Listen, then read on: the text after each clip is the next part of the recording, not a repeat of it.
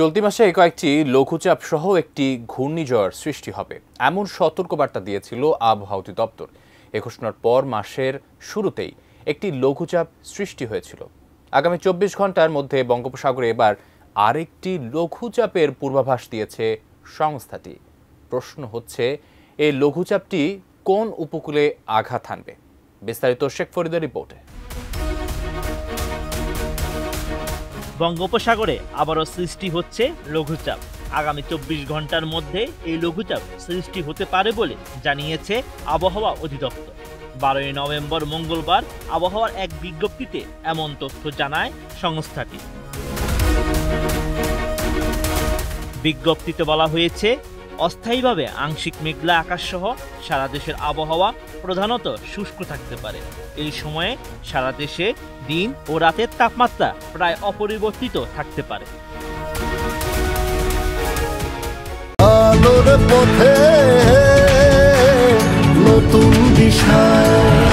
বিজ্ঞপ্তিতে আরো বলা হয়েছে, মৌসুমের স্বাভাবিক লঘুচাপ দক্ষিণ বঙ্গোপসাগরে অবস্থান করছে, যার বর্ধিতাংশ উত্তর বঙ্গোপসাগর পর্যন্ত বিস্তৃত রয়েছে।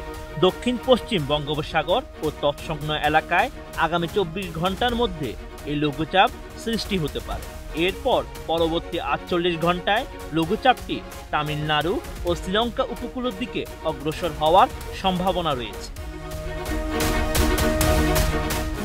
এদিকে লঘুচাপের প্রভাবে দেশের বেশ কয়েকটি অঞ্চলে বৃষ্টি অথবা বজ্রসহ বৃষ্টি হতে পারে।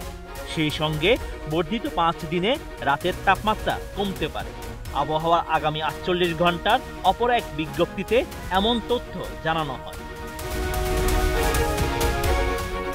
১২ নভেম্বর মঙ্গলবার খুলনা, বরিশাল ও চট্টগ্রাম বিভাগের ২-১ জায়গায় বৃষ্টি অথবা বজ্রসহ বৃষ্টি হতে পারে। এছাড়া দেশের অন্যত্র অস্থায়ীভাবে আংশিক মেঘলা আকাশ সহ সারা দেশের আবহাওয়া প্রধানত শুষ্ক থাকতে পারে।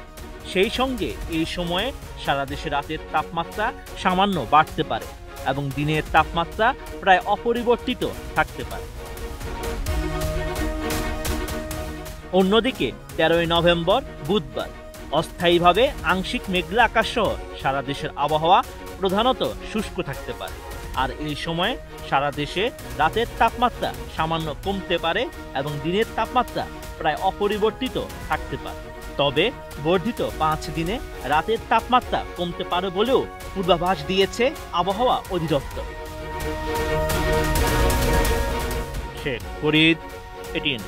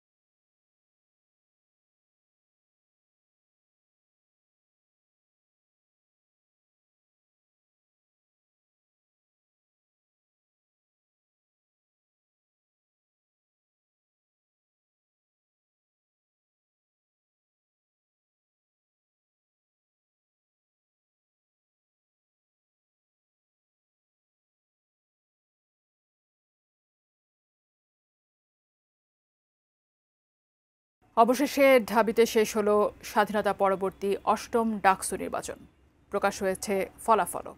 গতকাল সারাদিন ভোট গ্রহণ চলাকালীন সময়ে নির্বাচনকে ঘিরে উঠেছে বিভিন্ন অভিযোগ, যা নিয়ে দেশ জুড়ে চলছে নানা আলোচনা সমালোচনা। এর মধ্যে নির্বাচনী দায়িত্বে থাকা সহকারী প্রক্টর ও লোকপ্রশাসন বিভাগের শিক্ষক মনামিকে ঘিরে উঠেছে অভিযোগ। পরে এই শিক্ষককে প্রত্যাহারের পর ডাকসু নির্বাচন নিয়ে একটি দীর্ঘ ফেসবুক পোস্ট দিয়েছেন তিনি। তার সেই পোস্ট নিয়ে বিস্তারিত ডেস্ক রিপোর্টে। ডাকসু প্রতিষ্ঠার ১০০ বছরের মাথায় ৩৮তম এবং স্বাধীনতা পরবর্তী অষ্টম নির্বাচন ছিল ৯ সেপ্টেম্বর। ঢাকা ছাত্র সংসদ নির্বাচনের এই ভোট গ্রহণ চলাকালীন সময়ে নানা উত্তেজনার সৃষ্টি হয়।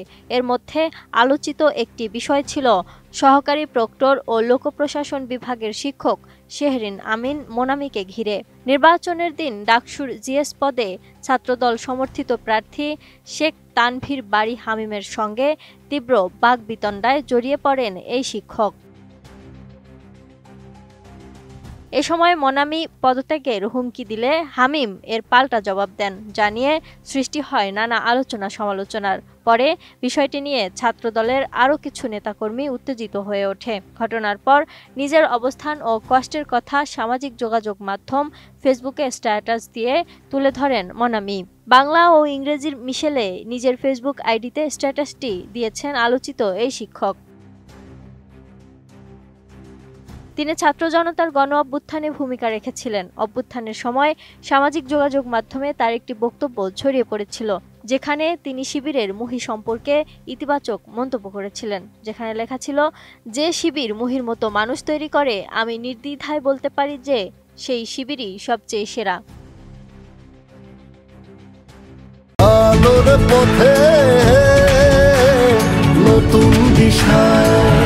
ডাকসু নির্বাচনকে ঘিরে নানা অভিযোগ তুলে মোনামি এবারে ফেসবুক পোস্টে লিখেছেন, জুলাই আন্দোলনকে তিনি ভীষণ আপন মনে করেন। তাছাড়াও প্রিয় শিক্ষাঙ্গনের জন্য তিনি কিছু অবদান রাখতে চান।